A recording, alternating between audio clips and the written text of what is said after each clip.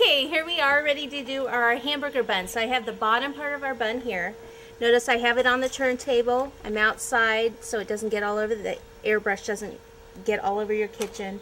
I just have a large sheet pan here. This is a piece of parchment paper to protect my turntable from the overspray. I have a napkin right here, and that is just for so I can test my airbrush color before actually spraying it on the cake.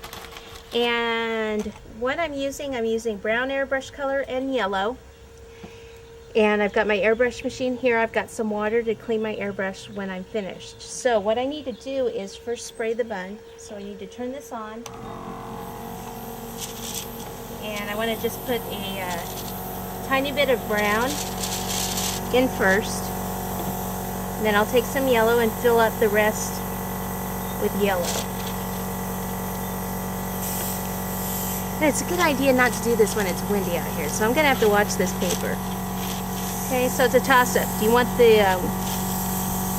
airbrush color all over your kitchen, or do you want parchment paper on your cake? Okay, so let me just put this back on here, and then we'll get started. All right, so what I want to do is just lightly spray. I don't have to spray up here because that's where the hamburger will be. So I'll just go around the base.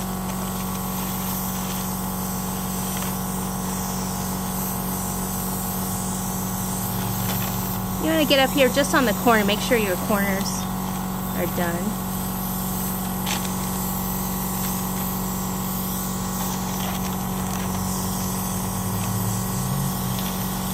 And the nice thing about airbrushing is that you get a variation of color like a hamburger bun would be.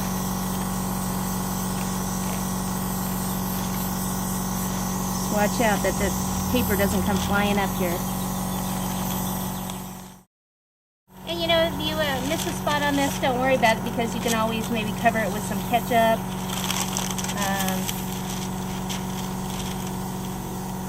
Or something like that, ketchup, mustard. Okay, so that looks about good. What I need to do is just clean my airbrush.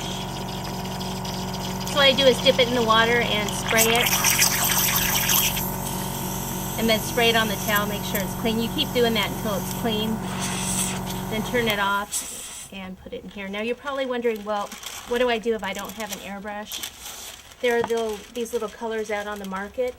It's just a little canister. And this one's blue. I didn't actually have yellow or brown, which is what you would need.